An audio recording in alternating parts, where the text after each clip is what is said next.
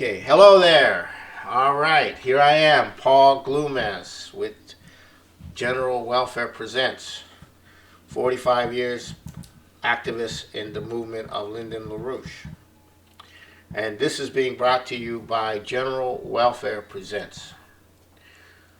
In a few days from now, there's going to be an all-important event in Osaka, Japan. It's the G20 meeting, the group of 20. This meeting will not be like any other meeting ever had at the G20 meeting. This meeting is at a very powerful, profound, critical inflection point in world history, where the British Empire, which includes Wall Street, the City of London, the entire system of neoliberalism and world order and rules-based order and all of the criminality and all of the oligarchs internationally, their system is being challenged in the most profound way by nations. And they're losing the ability to keep nations in line. And of course, the U.S. military has been the primary enforcement arm of this global empire, this global financial system.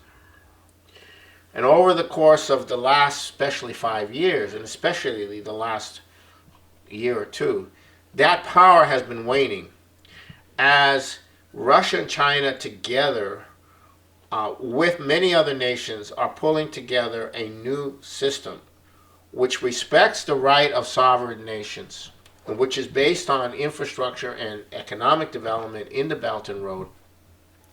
And more and more and more nations are starting to gravitate towards that. And as we come into this June juncture, only 2 months ago, there was a second Belt and Road conference in Beijing in which there was 37 heads of state and thousands of cabinet ministers, and this was huge. This was huge. This coming out of this April 24th Belt and Road Conference, there was this profound sense of the emergence of an economic system based upon real economic development. Economic development that has been denied Africa, has been denied Latin America, has been denied Southeast Asia, has been denied by this imperial system. And at the same time, the hysteria coming out of this whole process is now full blast throughout the imperial system, attacking this development, attacking the fact that this is taking place. And the key fulcrum right now is the Middle East. It is Iran. Iran is one of the centers for the Belt and Road to go through east, west, north, and south. Now, following that,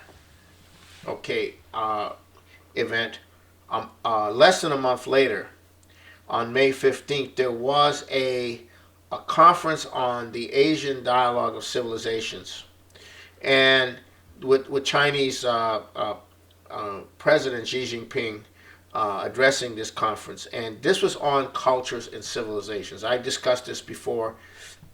This was powerful.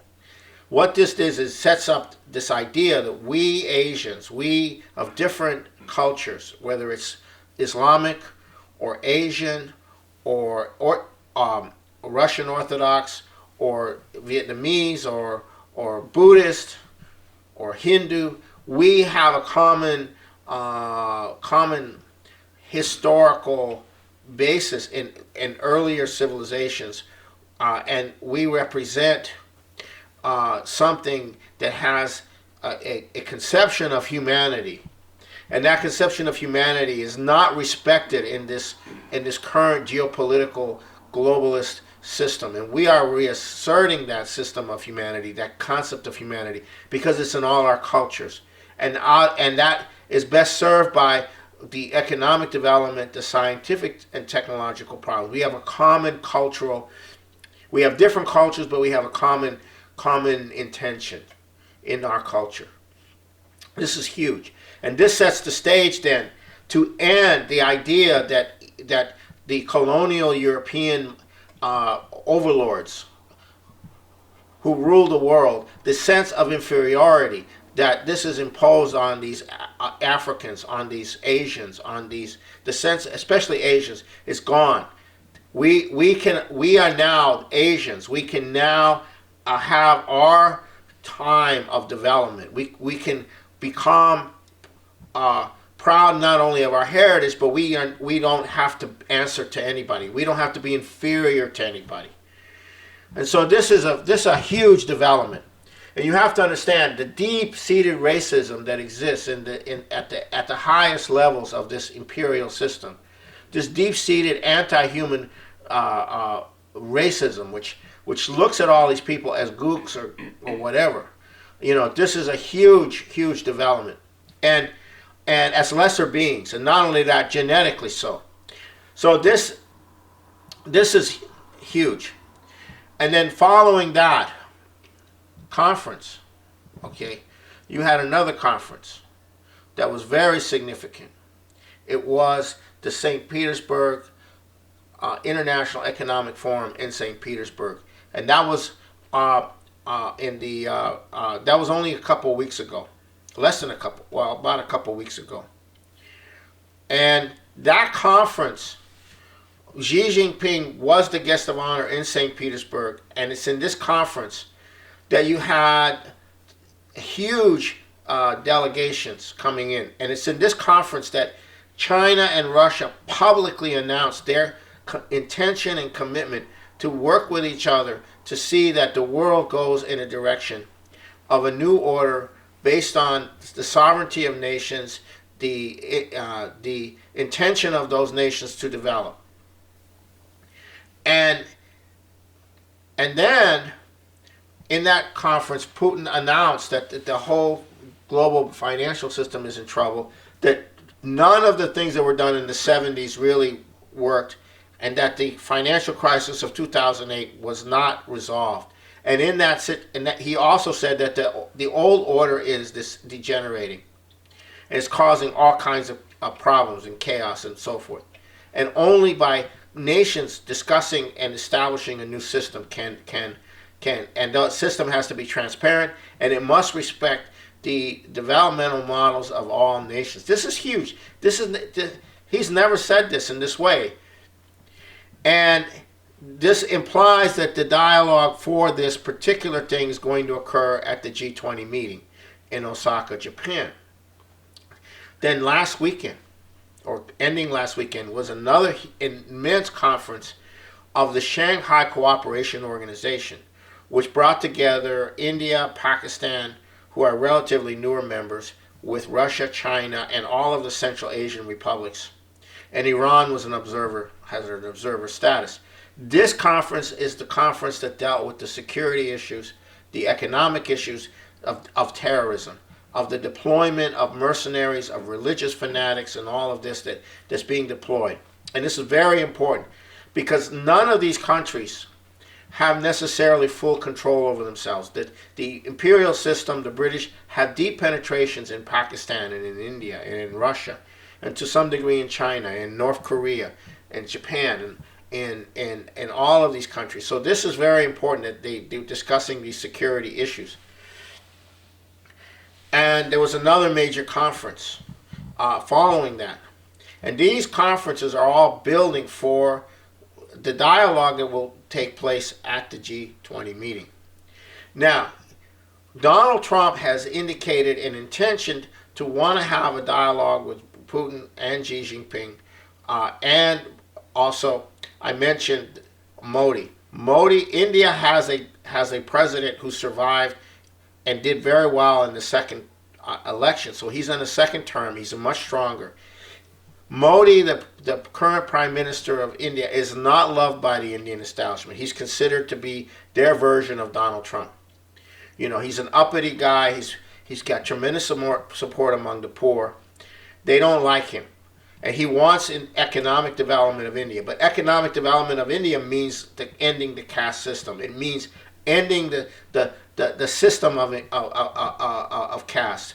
And that is and that ends the identity of the elite. And the elite don't necessarily like that. And so there's a tremendous negativity towards his popularity in India. But he has been strengthened, so he can play a role in this whole process. So this is all vectoring into this weekend, on the 22nd, the 23rd. No, not this weekend, but a week from now, the 28th and 29th of June. At the end of June is the G20 meeting. And what's happening right now is every effort is made to derail any meeting that Trump might have with Russia. This is where the New York Times came out and said that the United States has been conducting cyber warfare against Russia's energy grid. And then we discovered today that there is little known provisions which allow the Secretary of Defense to carry out clandestine military operations without informing the president. So we have an out-of-control State Department, we have an out-of-control Defense Department, we have an out-of-control national security, we have an out-of-control trade negotiators. The United States government is out of control of the president, and this is the big issue. And they're setting him up every which way. They're setting up Trump every which way. And so, but it has been confirmed that Trump will minimally meet with Xi Jinping on the sidelines of the G20 meeting. It's been confirmed by both China and the United States. So we have an entire situation that's breaking down. The empire is breaking down. And what you have to understand is that elected officials often represent different factions. And you have the Koch brothers in a total war on the right against Donald Trump. They're completely committed to the oligarchy. They are Dutch. They are the Dutch oligarchy type crowd. They do not want the U.S. to work with China. They want a war with China. The Koch brothers. So that whole Koch brother operation, which controls the Republican Party, is now in a complete insurrection against the president. And this came out with Tucker Carlson earlier today, where he attacked the Koch brothers. So this is the kind of situation. And when you have these kind of situations, what happens is that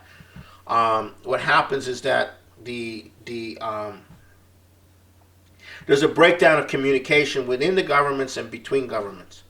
So the whole question is, how can you work a deal with a country where everyone's double crossing everybody? It's very difficult.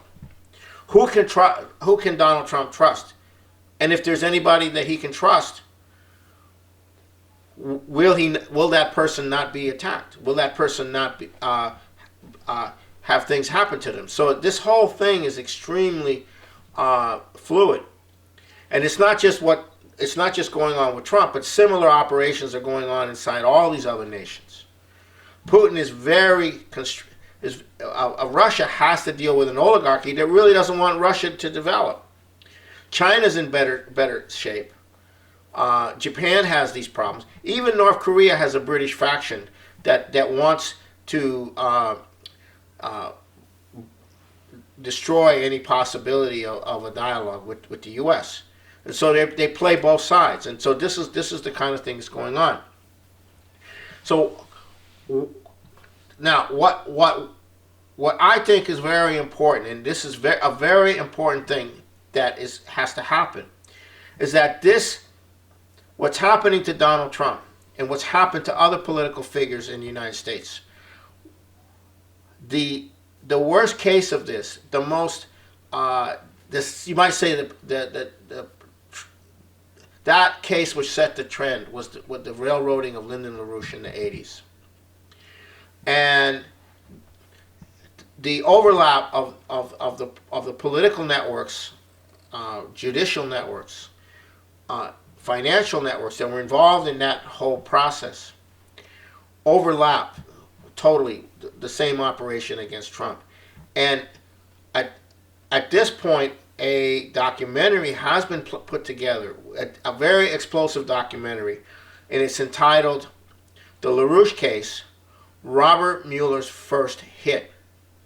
And this is very important because it gives all the people that are rallying behind Trump, it gives all the people that are opposing the coup against Trump a historical precedent for what he's going through, so they can see this connection. They can see they can see the whole thing better, and it will also open the door in this whole process for the exoneration of LaRouche. So that's a very important aspect of this.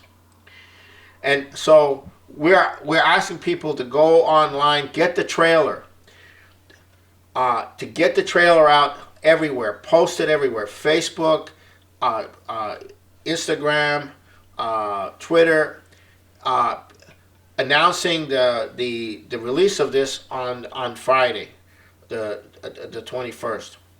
But get this out, and when you get this, you'll probably already be released.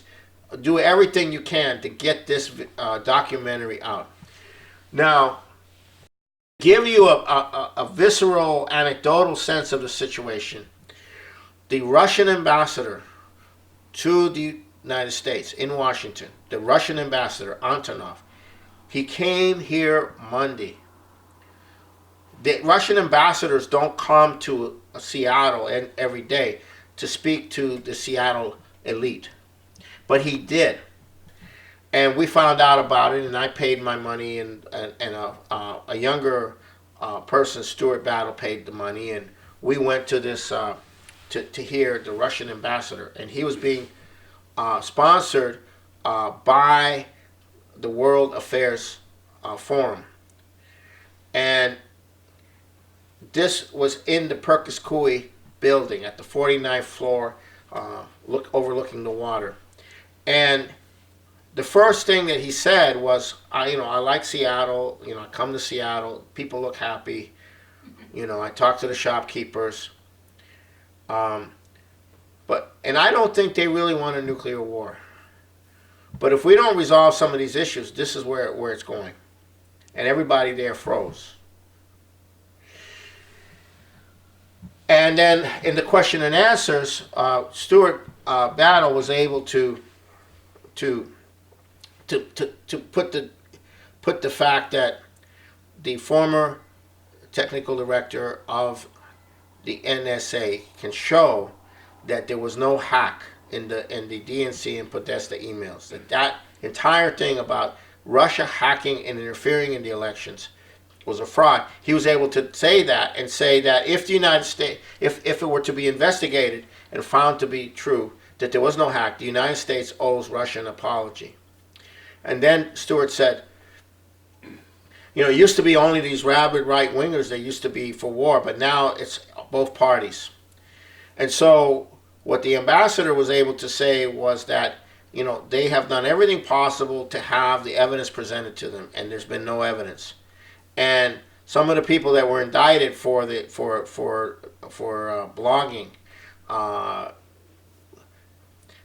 they were kooks. He said they're kooks. They're not part of Russia. And so this had a very big impact on this group. Both the fact that the ambassador was very firm that this was a very serious situation, that the United States and Russia need to come together and work out where they can work together. They need to have they need to stop this thing. Now, what's going on is that the Trump administration is provoking Russia every which way you can, and that's what came out in the New York Times article. But it's not being done. It appears that now that it's not being done under the direction of the president. It is being done by an out-of-control government that's not under the control of the president. And the entire insurrection and hostility in the media towards Trump and all of the ways these things work, it creates the cover for this kind of situation. Where Pompeo goes to Central Command and says, if one American dies, or we're going to start bombing. This guy, who the hell is he? Giving orders to Central Command. This is not a very good situation. We are in a very frightening situation. But it also, you have to understand that this is the end of the empire. This is the end. They're done.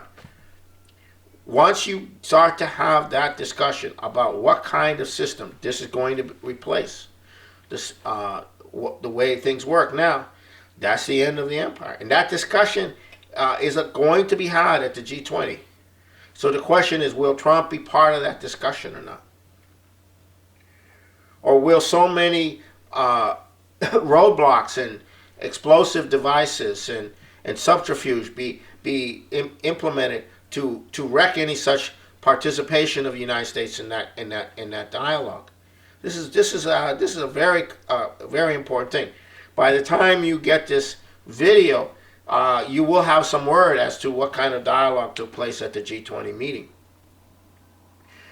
So we are entering an incredible period of history, and if this video documentary of LaRouche goes viral next week, then it will have an incredible impact. It will have an incredible impact because not only will it go viral, but there's another video on the Triumph of LaRouche, on who he is and what